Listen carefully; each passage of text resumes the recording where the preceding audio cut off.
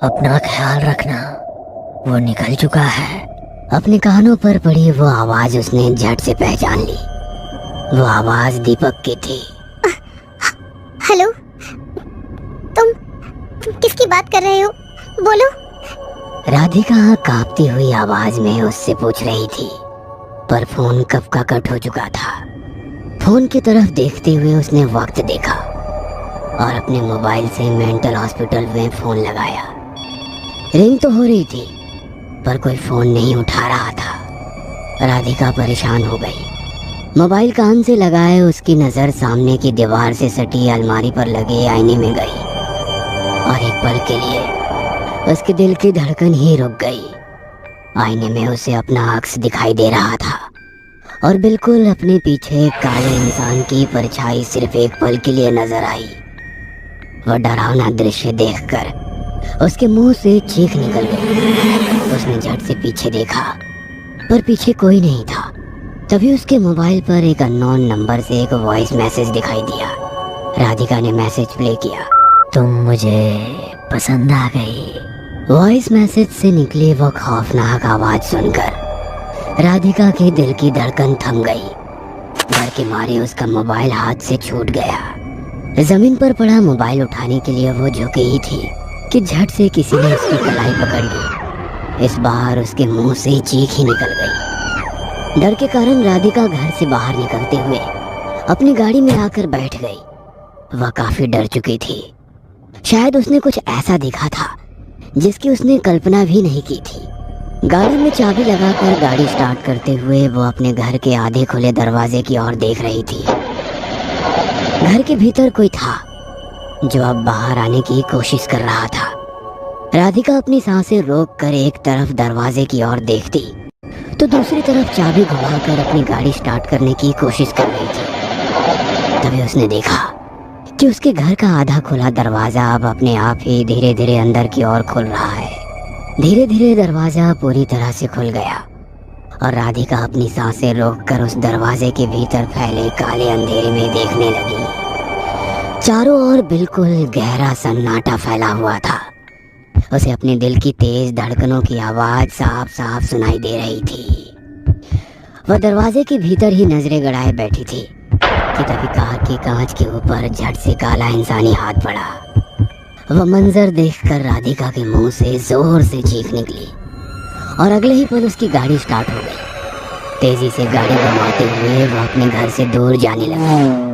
जो उसके साथ हो रहा था वो उसकी कल्पना से परे था। अब इसका जवाब दीपक ही दे सकता था।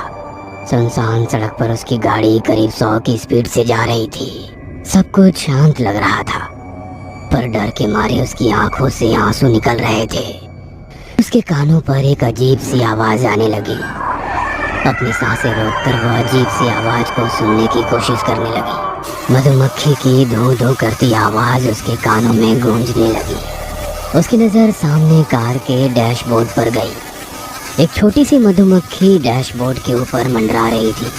राधिका ने पास वाली सीट पर रखा न्यूज़पेपर उठाया और एक ही झटके में उस मधुमक्खी को खत्म कर दिया और दूसरा अपनी आंखें सड़क पर गड़ाए तेजी से मेंटल हॉस्पिटल की ओर जाने लगी कि तभी एक बड़ा सा मधुमक्खी का छत्ता कार की खुली खिड़की से अंदर घुस गया।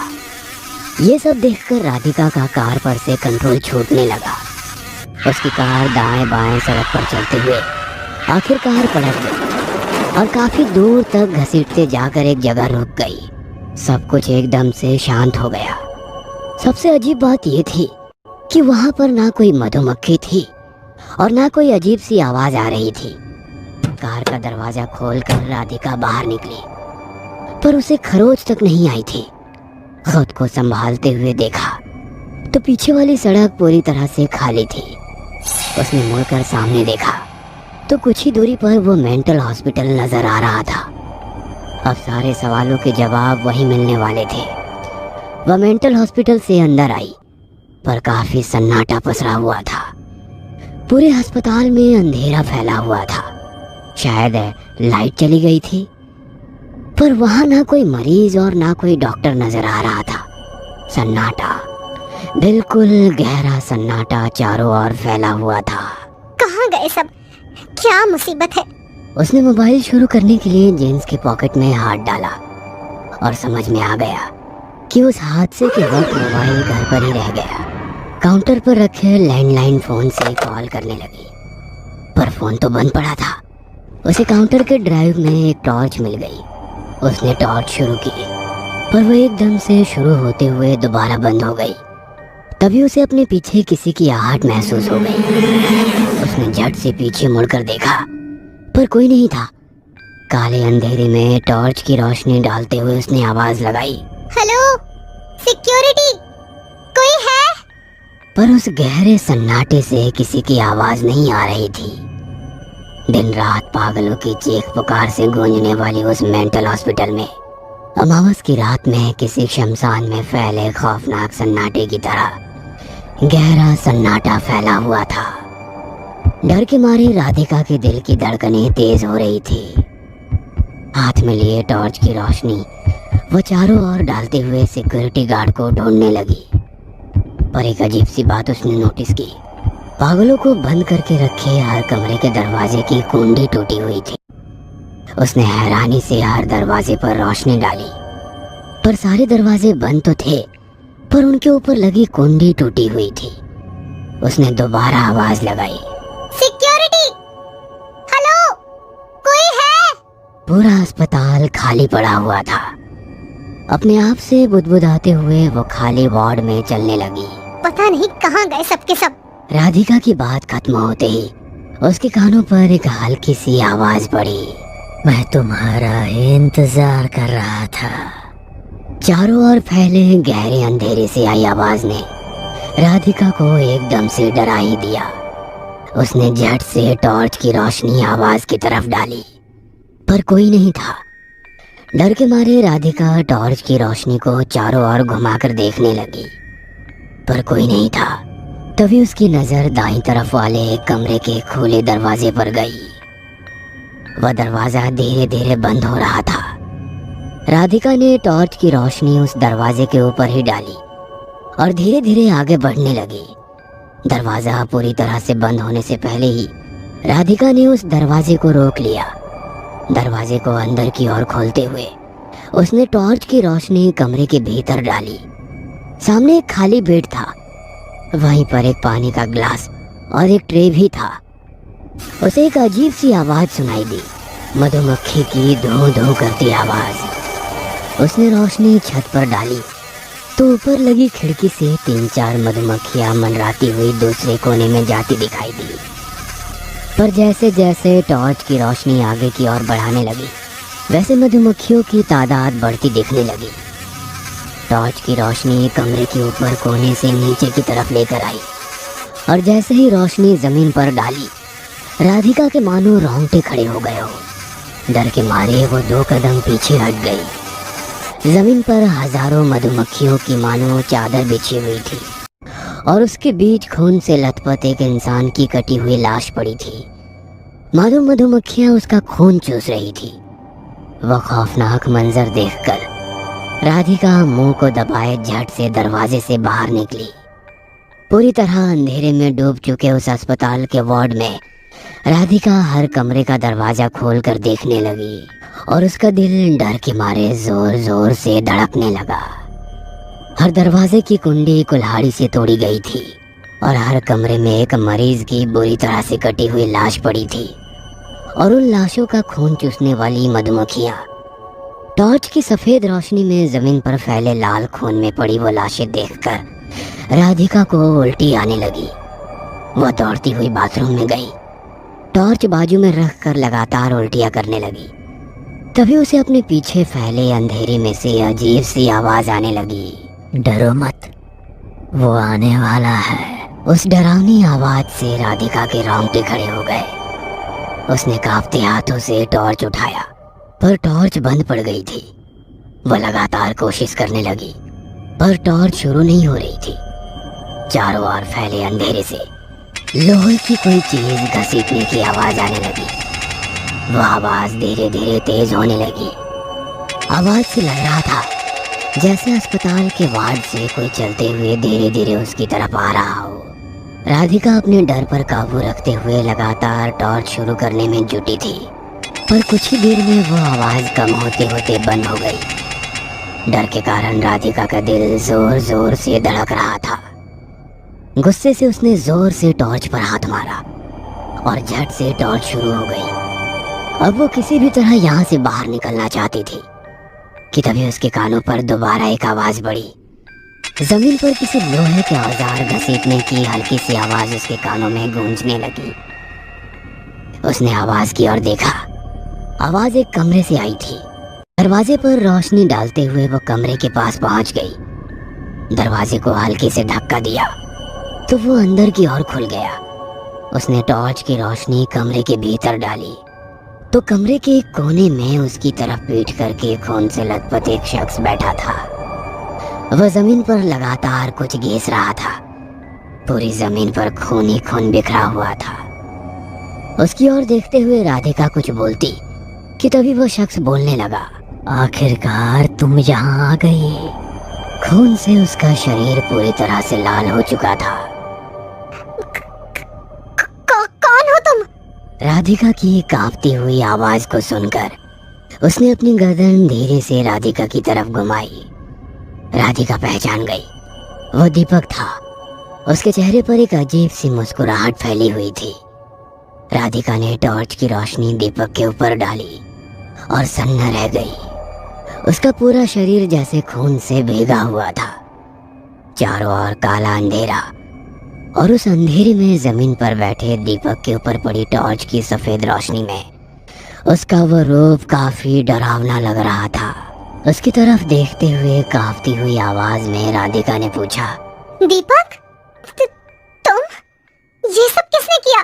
राधिका की डरी सहमी आवाज को सुनकर दीपक ने एक हाथ से इशारा करते हुए कहा, क्या हुआ? इतनी डरी हुई क्यों हो? इतनी सारी लाशें, ये खून देखकर कोई भी डर जाएगा। मतलब तुम इंसान हो, अब तक राक्षस नहीं बनी तो उसका स्वागत कैसे करोगी? राक्षस नहीं बनी मतलब? और किसका स्वागत? ये सब क्या बकवास कर रहे हो? हाँ, इन मासूम लोगों का बहता खून, जमीन पर लोगों की बिछी लाशें, ये सब देखकर तुम खुश नहीं हुई? मतलब तुम अभी राक्षस नहीं बनी? उसकी अजीब सी बातें सुनकर राधिका को गुस्सा आ गया। तुम पूरी तरह से पागल हो गए हो। पागल नहीं, राक्षस तुम भी बनोगी। मैं? वो कैसे? मौत किसी की भी हो, अगर किसी बेगुनाह की मौत से खुशी मिलती है तो समझ लो तुम अब राक्षस हो चुकी हो। इंसानों का बहता खून, सरेआम लोगों की हत्याएं, लड़कियों पर, औरतों पर बर्बरता से रेप, ये देखकर उनकी दर्दनाक चीखें सुनकर तुम्हें मजा आने लगे तो समझ लेना तुम राक्षस बन गई हो। मतलब तुम राक्षस बन गए हो और इसीलिए तुमने इन मासूम लोगों को मार डाला? हाँ, उसकी सेवा के लिए। अब वो धरती पर आने वाला है तो जो उसे पसंद है वो तो करना ही होगा ना। दीपक की डरावनी बातें सुनकर राधिका का सिर चकरा गया। अपने डर पर काबू रखते हुए उसने पूछा, कौन आने वाला है? शैतान, राक्षस, असुर। क्या बात कर रहे हो? दीपक ने बेखौफ होकर पूछा तो कांपती हुई आवाज में राधिका बोली, ये सब करते वक्त तुम्हें सिक्योरिटी गार्ड ने नहीं रोका? सिक्योरिटी ने रोकने की कोशिश तो की, पर इतना कहकर दीपक के चेहरे पर अजीब सी मुस्कुराहट फैल गई। अपनी गर्दन को थोड़ा मोड़ते हुए ऊपर की तरफ नजरें घुमाई। राधिका ने भी टॉर्च की रोशनी छत की तरफ डाली और खौफनाक मंजर देखकर जैसे उसकी जान ही हलक तक आ गई, क्योंकि दोनों गार्ड की सिर कटी लाशें छत से उल्टी लटक रही थी। गर्दन से टपकने वाली खून की बूंदें जमीन पर फैली हुई थी। राधिका ने अपने एक हाथ से अपने मुंह को दबाए रखा ताकि चीख ना निकले। वह धीरे धीरे पीछे की ओर चलने लगी, पर टॉर्च की रोशनी दीपक पर ही टिकी हुई थी और झट से मुड़कर दरवाजे की तरफ दौड़ी। वह दरवाजा खोलने की कोशिश कर रही थी, पर दरवाजा लॉक हो चुका था। अब वो पूरी तरह से अस्पताल में फंस चुकी थी। तभी एक अजीब सी डरावनी आवाज उसके कानों पर पड़ी। उसने टॉर्च की रोशनी उस कमरे के दरवाजे पर डाली जिसके भीतर दीपक था। उसकी निगाहें दरवाजे पर ही टिकी हुई थी। सांस रोककर वो दरवाजे की ओर देख रही थी। वह दरवाजा धीरे धीरे बंद होने लगा, पर पलक झपकते ही दीपक राधिका के सामने आ गया, जैसे वो उसके पास नीचे जमीन पर बैठा हुआ था। उसका खून से लथपथ रूप देखकर राधिका जोर से चीखती हुई दरवाजे पर गिरी, पर सामने देखा तो कुछ नहीं था। दीपक अब भी उसी कमरे के भीतर से राधिका को लगातार घूरे जा रहा था। कुछ तो अजीब हो रहा था उसके साथ। बिना आवाज किए राधिका दाईं तरफ वाले कमरे में गई। अंधेरे में डूबे उस कमरे को टॉर्च की रोशनी में देखा तो वो किचन में आ गई थी। उस गहरे सन्नाटे में जमीन पर कुल्हाड़ी घसीटने की आवाज आने लगी। एक हाथ में कुल्हाड़ी का डंडा पकड़कर उसे जमीन पर घसीटते हुए दीपक वार्ड में चल रहा था। राधिका डरी सहमी सी किचन के एक कोने में छिपी उसे देख रही थी। दीपक का खौफनाक रूप देख वह डर के मारे रोए जा रही थी। आवाज ना आए इसलिए दोनों हाथों से अपना मुंह दबाकर रखा था। तभी उसकी नजर सिलेंडर पर गई। उसने चुपके से गैस की बटन ऑन कर दिया कि तभी झटके से दीपक ने पीछे से उसका मुंह पकड़ लिया। उसके हाथ से टॉर्च छूटकर जमीन पर गिरकर टूट गई और चारों ओर काला अंधेरा छा गया। दोपहर 1 बजे के करीब जमीन पर बेहोश पड़ी राधिका को 2 अस्पताल के कर्मचारियों ने स्ट्रेचर पर रख दिया और एम्बुलेंस की तरफ चलने लगे। दीपक की कटी हुई लाश वहीं जमीन पर पड़ी थी। कुछ पुलिसकर्मी मेंटल अस्पताल में छिपी लाशों का पंचनामा कर रहे थे। उस मेंटल अस्पताल के बाहर लोगों की काफी भीड़ नजर आ रही थी। 2 महीने बाद रात के करीब 10 बजे होंगे। एक अस्पताल से निकलकर राधिका अपनी कार में बैठकर घने जंगल से तेजी से गुजरने लगी। तभी एक हिरन का मासूम बच्चा दौड़ते हुए उसकी कार से टकरा गया। राधिका ने कस के ब्रेक लगाए। कार के पहिए रोड पर घसीटते हुए कुछ दूर जाकर रुक गई। सब कुछ शांत हो गया। अचानक घटी इस घटना से उसके दिल की धड़कन तेज हो गई और कार का दरवाजा खोलते हुए वह बाहर आई। पीछे देखा तो सड़क के बीचों बीच वह हिरन का बच्चा खून से लथपथ होकर जख्मी हालात में छटपटा रहा था। वह तेजी से चलते हुए उसकी तरफ गई, पर तब तक उसकी छटपटाहट बंद हो गई थी। वह मासूम हिरन का बच्चा मर चुका था। नम आंखों से उसे देखते हुए जमीन पर फैला उसका खून हाथ से छूकर देखने लगी। उस लाल खून को अपनी डरी सहमी आंखों से देखते झट से खड़ी हो गई, पर अगले ही पल उस लाल गाढ़े खून देखकर हल्के से मुस्कुराते हुए अपनी जीभ से चाट लिया और खून से सने हाथ को अपने पेट पर घुमाते हुए मुस्कुराकर बोली, तुम्हें भी अब भूख लग रही होगी ना? और एक पल में उसके दिमाग में दीपक की सारी बातें घूमने लगी। तुम उसे पसंद आ गई हो, वो आ रहा है, उसे खून पसंद है। और किचन में दीपक ने उसका मुंह दबा लिया। मुस्कुराते हुए राधिका अपनी कार में बैठ गई और अपने पेट पर हाथ घुमाते हुए बोली, राक्षस आने वाला है। रात के अंधेरे में उसकी कार काले घने जंगल के भीतर जाने लगी।